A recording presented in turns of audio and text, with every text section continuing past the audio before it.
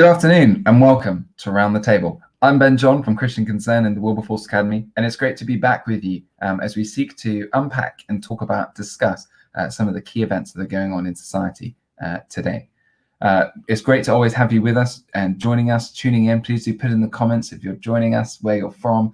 And we do want this time to be one where we engage with you. So please do make sure that you put your comments, put your questions, and really would love to hear what you're thinking and saying on these kinds of issues. It's great to see some of you have already tuned in, so really encouraging to have you with us. So yeah, please do say hi. Delighted to be joined by my colleagues Tim Dieppe and Michael Phillips as we discuss today some of the questions surrounding LGBT, particularly regarding a big case yesterday. Hi Tim, hi Mike, great to have you with us. Hi Ben. Great afternoon. So the big news yesterday was that Maya Forstater has won her appeal regarding belief that sex as binary is a protected belief. Tim, maybe you could recap for us, what was this case about? Going back, what happened? Yes, so Maya Forstater believes that gender is a biological construct, as we were all sort of taught at school and as biology lessons show and as science shows, and as was generally uniformly believed, and actually is still very widely believed today. And she tweeted about this a few years ago and got a bit of flack for it because there's more and more people disagree with this now. And she was working for an agency as a consultant and a think tank, and she lost her position there as a result of her tweets. So she went to court about this because she didn't think this was right. And the court originally ruled that her belief that gender critical beliefs, so it's called, belief that gender is aligned with sex, biological sex, that gender can't really change, it's only cosmetic that you can change, you can't really change your gender, that those beliefs were not worthy of respect in a democratic society, which is a very shocking and alarming prospect to have. So this went to the Employment Tribunal appeal to determine, to reevaluate this question: is it worthy of respect in a democratic society to believe that gender is biological and cannot be changed? And in the court this time, the judge ruled that it is worthy of respect in a democratic society, and that the court had been wrong to determine that it wasn't worthy of respect in a democratic society. So this is a big win, and it's a big step forward. It's also, though, you've got to realize it's pretty crazy that anybody ever thought that it shouldn't be worthy of respect in a democratic society, that gender critical beliefs shouldn't be respected. And of course, we've got our own related case. Dr. David McCareth, a medical doctor, and he lost position with the Department of Work and Pensions for saying that he would not in conscience call a 6-foot bearded man woman. And again, in the initial court hearing in the Employment Tribunal, the judge ruled that his beliefs and his disagreement with transgenderism was not worthy of respect to democratic society, and even extended it and said belief in Genesis 1:27 is not worthy of respect in democratic society. Now, we expect that will be overturned, and that Maya Forstater's case will definitely back him up on that. Although whether that means his whole case will be won is another question. But it's definitely a big step forward here, and there feels like there's a big sort of backlash against transgender at the moment. This follows like we had Kira Bell's case in December, where a judge prohibited organizations from giving cross-sex hormones to under 18s. And then you had the ONS, the case against the ONS about the language on the census that was allowing transition to be marked as if you're male or female, an acquired gender, and they had to backtrack on that. And now you've got this ruling here saying that this belief is worthy of respect in a democratic society, which should never have been a question, but now at least it's been clarified. And so this is a bit of good news this week. Great, thanks, Tim. That was helpful. So I think it's just important to spell it out for people tuning in, and everyone, please do put your comments, put your questions in. At the initial Employment Tribunal, so yesterday was a victory in the Employment Appeal Tribunal. In the initial Employment Tribunal, just spell this out so people are clear, they ruled that belief that biological sex is immutable is not worthy of respect in society. Right. That's right. I think it is crazy to think that is what happened in the employment tribunal. Mike, maybe you could just give us a little bit more of a legal perspective on what exactly has been won yesterday. In the sense, is it saying that now anything and what are the protections we think? What's the actual nuance of what was won yesterday? So what has happened is that this was a preliminary decision before the trial kind of got going. So now it's going to be sent back to the employment tribunal for a rehearing. So basically evidence is going to be called, and so there's going to be a factual determination as to whether in fact it was right to dismiss this lady. And I think the thing is that we are very thankful for what has happened in terms of the common sense which has come through. Number of different cases recently. There's been, in addition to that case, there was also the case of Harry Miller, which was referred to in the judgment. And Harry Miller was a police officer a former police officer who got into trouble for various tweets that he made. So this matter is going to be going back to the first tier, the employment tribunal itself. And the thing is that we don't know actually what will happen. She could still lose her case, because it may well be said that even though her belief is worthy of respect in a democratic society, it may well be found that in fact the way she's expressed it, or the way she might express it, might cause harassment to people by being misgendered. And misgendered is a relatively new term, which just simply means that you are called by a gender, or the pronouns which are used, or the name which somebody might use of you does not align, and this is their term rather than ours, to the sex assigned to you at birth. And so there's a whole creation of language around this theory, which has only been around for just a few decades and has really taken hold in all parts of our society, including the judiciary. So judges, for example, they are compelled to use whatever term somebody may wish to refer to themselves by. And Keira Bell actually, in fact, said, look, as a matter of politeness, I would be prepared on occasion, depending upon the situation, to refer to somebody in a certain way that they would prefer. However, this is my belief, and I should not be compelled to say something which I believe is untrue. Yeah, certainly. I think we do need wisdom when it comes to that discussion about pronouns and when or where to use those and to be charitable about it. But that's interesting, the point that you're making there, for that the ruling's really saying this belief is worthy of respect in society, in the same way our views on marriage, for example, are worthy of respect in society. But there's still a danger of the courts using this idea of how you say it, or organizations and employers using this argument of how you say it to get us into trouble. Yeah. I mean, Okay. I think that's it. I mean, I think there's been a strong argument for quite some time that in fact not only should beliefs be protected, because everybody says you can believe whatever you want to believe. That's generally speaking not the problem. And then people then say, well, I want to express my beliefs, and people say, well, okay, well, that's fine so long as you could do it in this way, in this context. And I think there's been an argument not just from Christians but from all different parts of society which says no, it's not just a message which is protected, but also the messenger or the way of giving the message should also be protected as well. And you see that in criminal law. So, for example, there were some people which were prosecuted outside an American Air Force base a number of years ago for burning a flag, an American flag.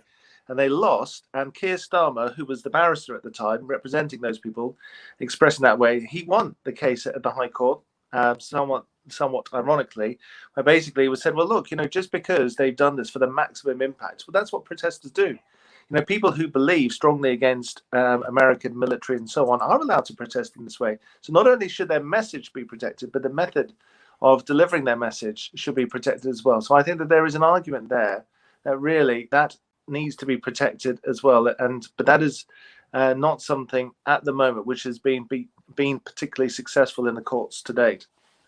No, good. Well, I guess this Maya Phillips ruling is certainly encouraging, and I guess it plays a part into this cultural discussion that's going on at the moment, where we've seen, J.K. Rowling be accused of being a trans exclusionary radical feminist. Tim, maybe you could just explain a little bit to us the kind of context behind where this sits, the Maya Forstater ruler, within the culture, where this disagreement's coming from. Maya Forstater, as far as I'm aware, is not an Orthodox Christian, but yet she's speaking about this in this issue. Maybe you could speak into that for us, Tim. Yes, and look, it's nice to see Dr. David McCarthy is watching us as well. So nice to see you, David. That's great. Yes, so you'll remember, I mean, you're right, J.K. Rowling, gosh, what a backlash she had for saying that gender, it can't really be changed, and these are fake women, this kind of thing. And we had people boycotting her books, and even actors in her films saying that they were ashamed now of what they've done. All this. I mean, it's really unbelievable, the disrespect that people have or try and have for believing that gender is biological and immutable and fixed and can't really be changed. And it's happened a lot in recent times, and this is what makes people feel like it's justifiable to sack someone like Maya Forstater, or indeed Harry Miller, which again was a similar. He posted some tweets and things, and the police actually phoned him up saying, "We need to check your thinking because you're being transphobic," and he's challenged that and been successful in that.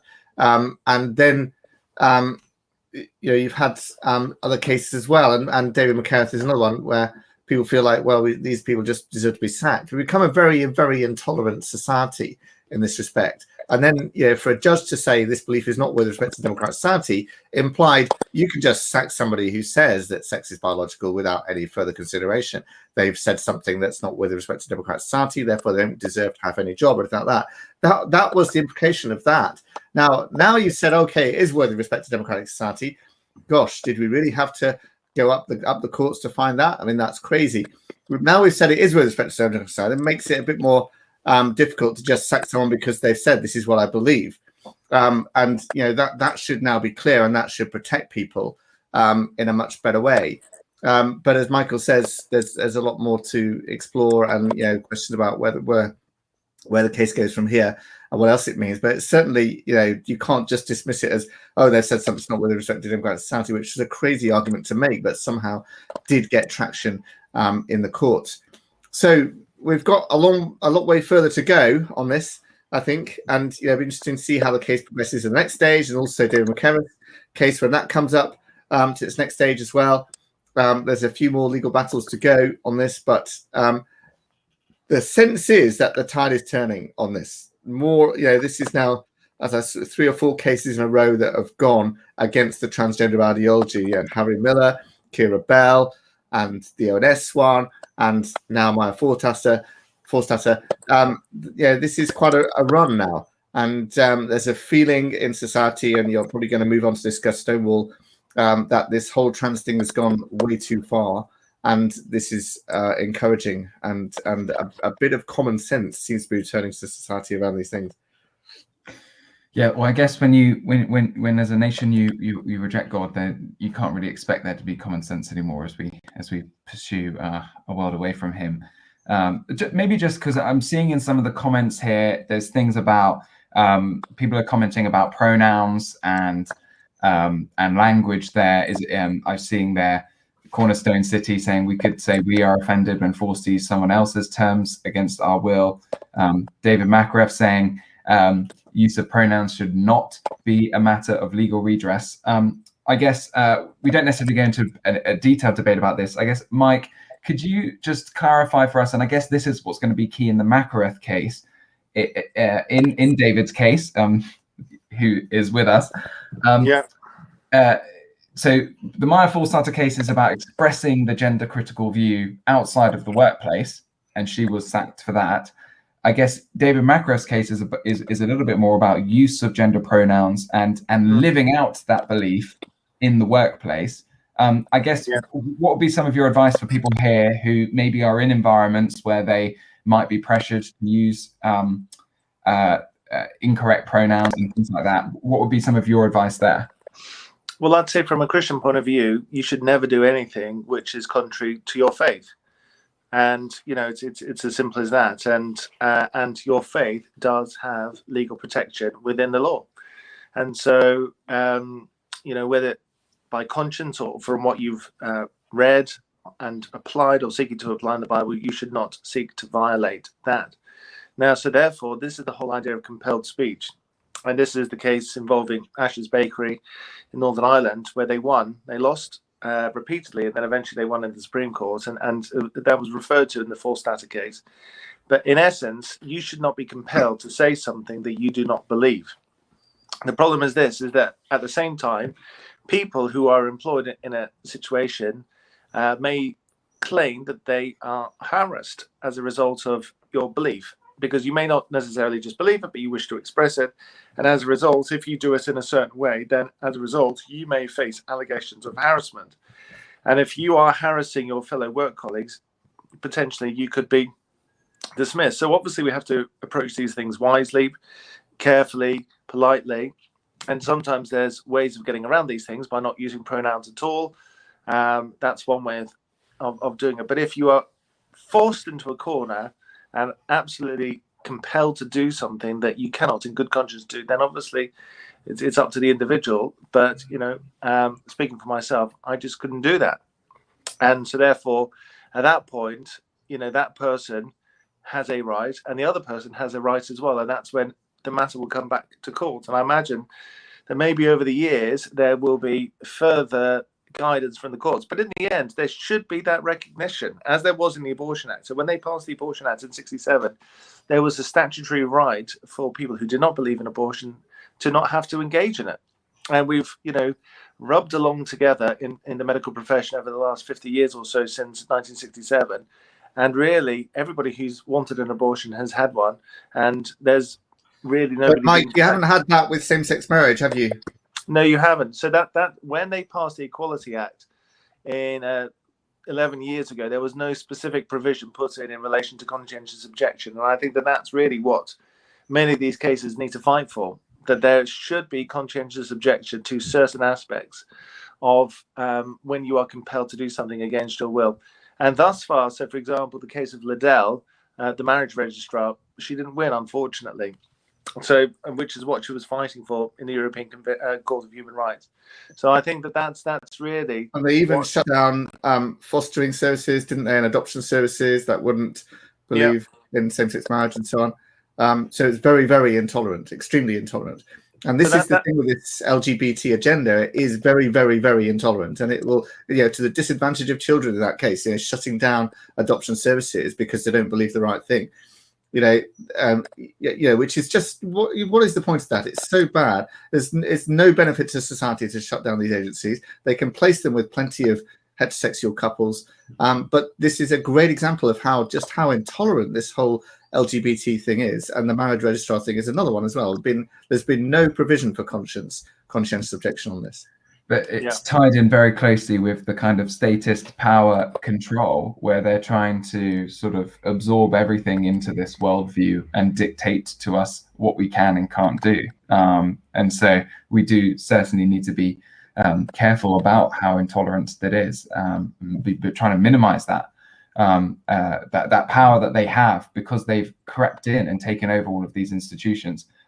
Just going to read some comments out. Dawn Bradford, talking about male and female as an immutable truth. Androgyny is the real agenda, based in those that do not believe in God's natural law and wish to dissolve the family and fracture society's values. And then Jeannie Armstrong going on, it is the ultimate attack upon God's creation to make it illegal to say that God created humans only male and female in his own image. It's God's very image that is under attack. The ultimate of his creation is that in his creation is under attack. Of course, holy man, woman joining in lifelong marriage is under attack. All of these things, I think we do need to keep this in perspective about a world, a society, a culture that is opposing God, that hates God's design, and is deliberately suppressing the truth in unrighteousness. But this, as we've been saying, there's been a number of cases that have been quite positive recently. My For Starter, Kira Bell, Harry Miller.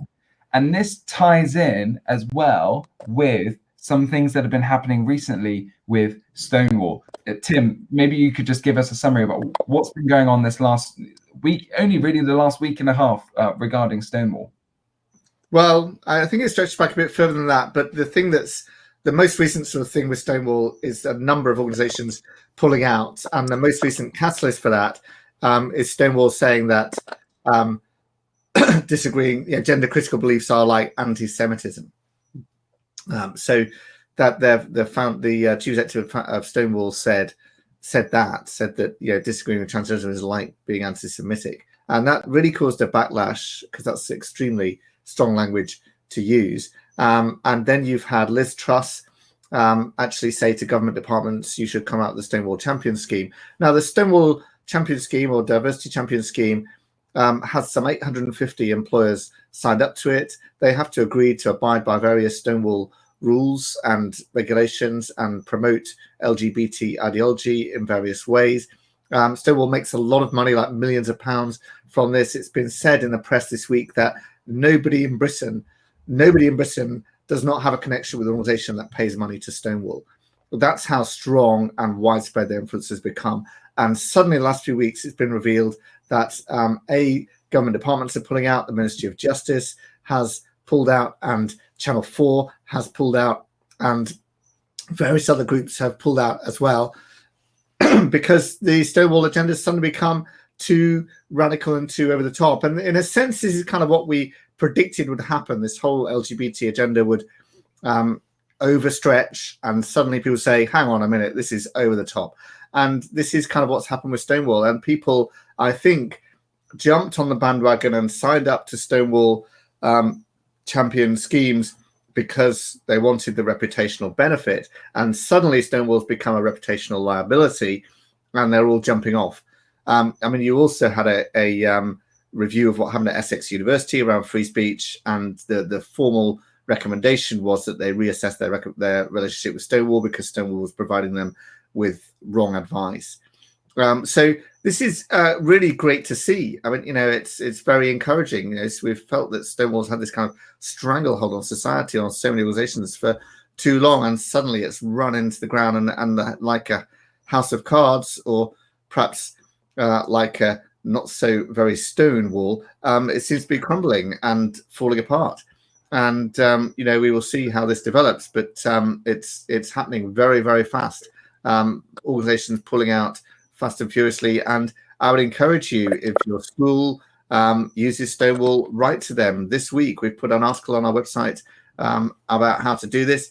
Write to them and say, do you realize Ofsted have pulled out of the Stonewall Champion Scheme, right? Government departments have pulled out. Why are you still inviting Stonewall into your school or getting Stonewall to provide your anti-bullying materials or whatever you're doing? And just put pressure on more and more organizations to pull out of this scheme and defund Stonewall, and point out these views have become discredited now, and this organization has become discredited, and this is great to see. Yeah, absolutely, hugely encouraging, and I guess we should keep it in our prayers. It may be premature to say it's the end of Stonewall, but we need to hope that the momentum doesn't die out, and that more and more organizations pull out from this scheme. I guess as well, the difficulty with the Stonewall situation, if anything, it's only been in the last 10 years or so that, I think since 2014, that Stonewall officially changed its position to campaign on the trans issue explicitly, and seeing how quickly they've now grown. You were saying about how Nancy Kelly, CEO of Stonewall, was comparing it to anti-Semitic beliefs. It's maybe just worth quoting what she actually said. With all beliefs, including controversial beliefs, there is a right to express those beliefs publicly, and where they're harmful or damaging, such as anti-Semitism, gender critical beliefs about disabilities, we have legal systems that are put in place for people who are harmed by that. And so I guess that goes back to the Maya Fallstarter case, is that it shows, therefore, that the legal system is protecting us in articulating those gender critical beliefs, or the biblical view on gender and sex being created male and female is protected now by law. Yeah, but Ben, the other thing that's happened here, of course, is a split between LGBT and T. Yeah. right? And that in a sense was always coming as well, because these two can't really hang together. The LGB people think that trans people are really homosexual, and the transgender people think that homosexual people are really transphobic. And suddenly this split has become apparent. It's like they've clashed. And there's a new organization formed called the LGBT Alliance that doesn't include trans. And Stonewall has gone the other way and become very, very pro-trans. And now the chief executive of the LGBT Alliance is suing Stonewall for a breach of her free speech. So there's a massive clash between those two. And they always couldn't really reside together, couldn't really be tolerated together. They've always been upset about children who are confused about their gender being encouraged to swap gender, because they think those people will go out to be homosexual and that's all right for them, and so on. So there's always been a tension and a clash here, and this clash has suddenly massively emerged. And even former founders of Stonewall have criticized the way Stonewall's going now. So it's a real clash there, and we'll wait to see what emerges at the end of it.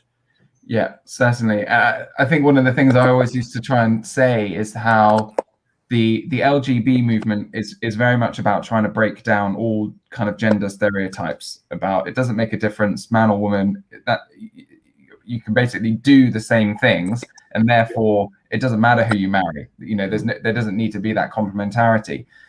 Whereas the transgender movement seems to be trying to reinforce all these kinds of gender stereotypes. Oh, a girl is a bit of a tomboy, maybe she's actually a boy, or a boy likes the color pink, maybe he's actually a girl. That's the kind of absurdity that we're seeing from the trans movement, and it's good that it's being exposed, but at the same time, both LGB Alliance and Stonewall are on sand. It's all built on sand, and I guess there's that difficulty of we don't want the collapse of Stonewall to consolidate the position of the LGB Alliance, which itself is still hugely contra-biblical. Mike, how do you think we as Christians could then speak into this at the moment? I think we have to just, first of all, the one thing I would say to everybody is look at the media that you are watching.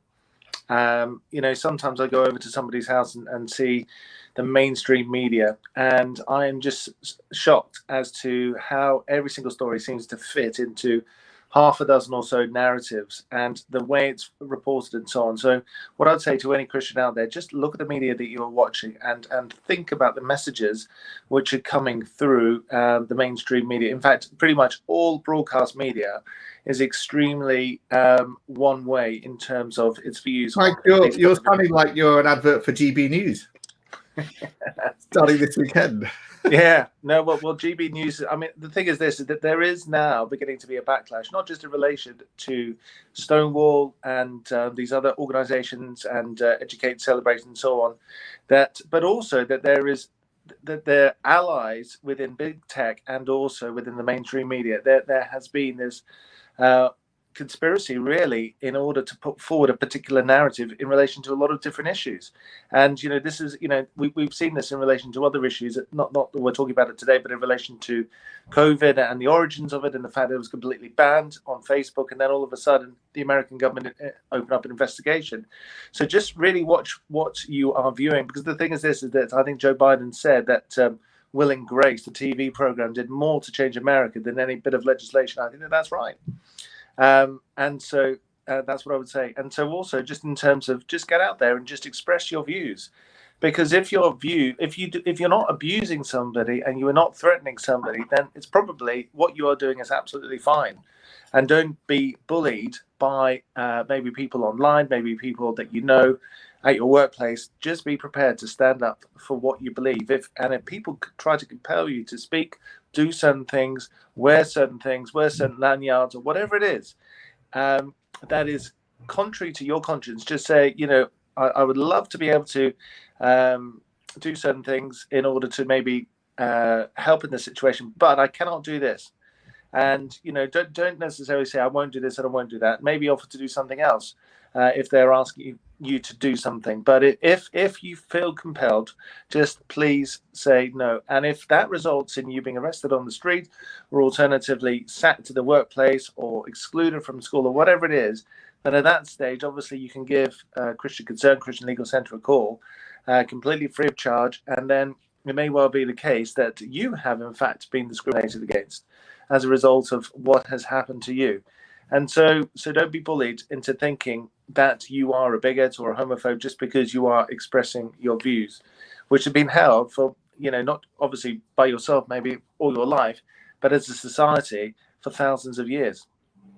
Certainly. I guess, but what makes that much harder for people, for Christians, to want to speak out is maybe that there's a lot of fear, particularly when there isn't any leadership in society on these issues. There aren't church leaders, network leaders.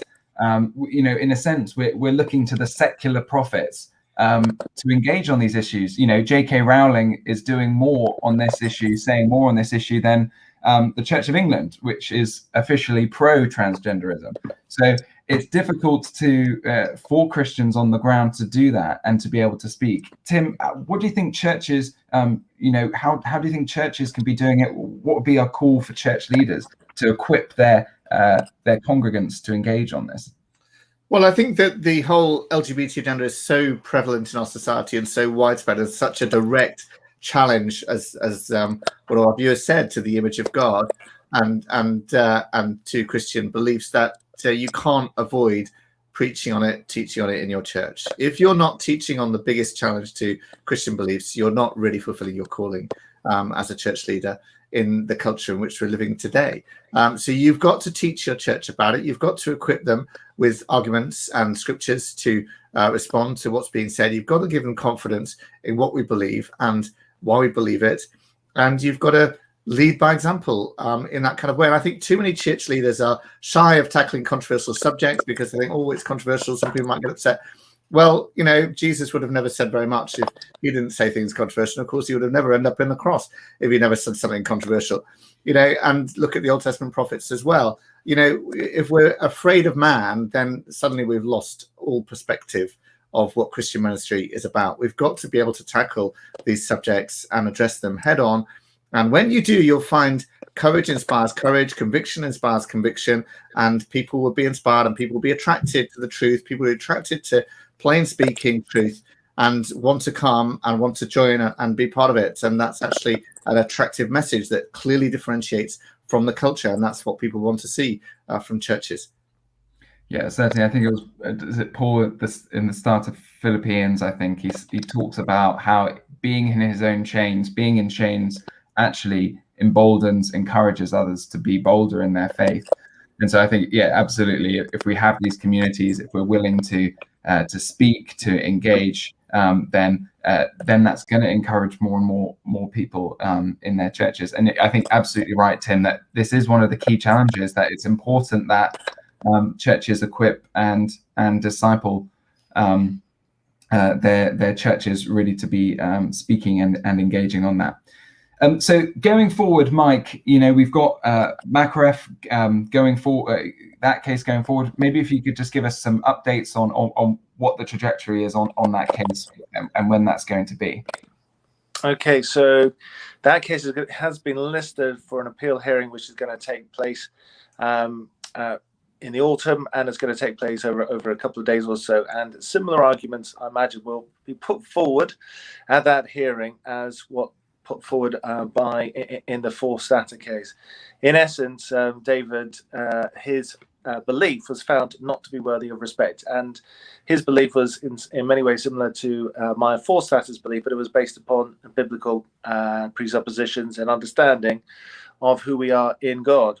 And so it may well be the case that the appeal is successful, and at that stage, probably there is a strong chance that it may well be remitted for a retrial at the Employment Tribunal. It may not be, we don't know, but it seems as though the finding that was made by the judge in David's case was very similar to the finding that was made in this particular case. Then it's going to be a matter really for a future court or tribunal to make a decision as to, can people such as David be afforded reasonable accommodation of their belief, like people who do not wish to undertake abortions in those circumstances, or should they be compelled to do something which is contrary to their conscience? And as Tim was saying, that there has been a number of cases which have begun to recognize this, and it seems as though maybe the tide is turning in culture, tide is turning to a degree in our law,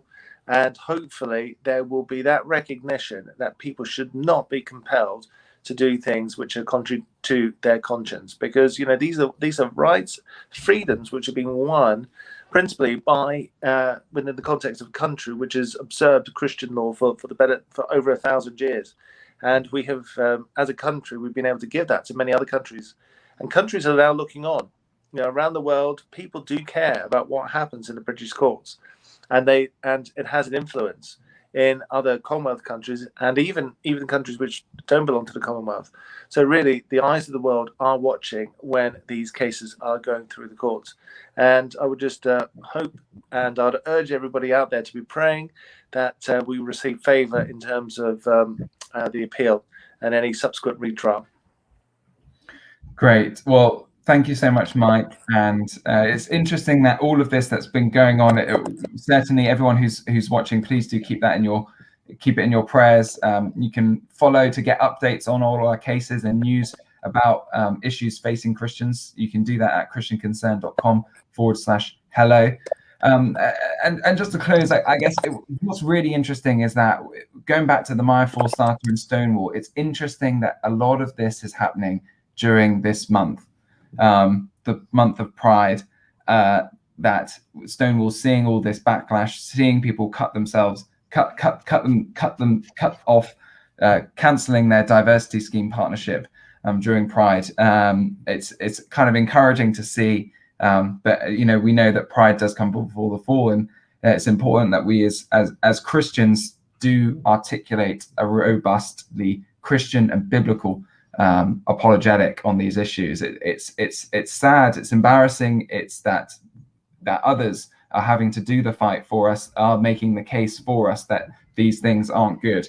There's a real absence of leadership in the church, and we really need to be speaking prophetically but pastorally into the culture, so that we can engage it to the glory of God and point people towards the hope and the grace of Jesus Christ. Tim and Mike, it's been really great to be talking about this with you. Thank you all so much for joining with us today. We've got a lot coming up at Concern through our Church Unlocked campaign. We'll be working through a lot of different issues, thinking about how can the church be fulfilling its mission as we come out of this lockdown era. We've got a lot of resources available already, and we're going to be doing a lot more events coming up. So keep an eye out for those. And keep an eye out for next Friday when we'll be returning to Around the Table. Thank you all for joining.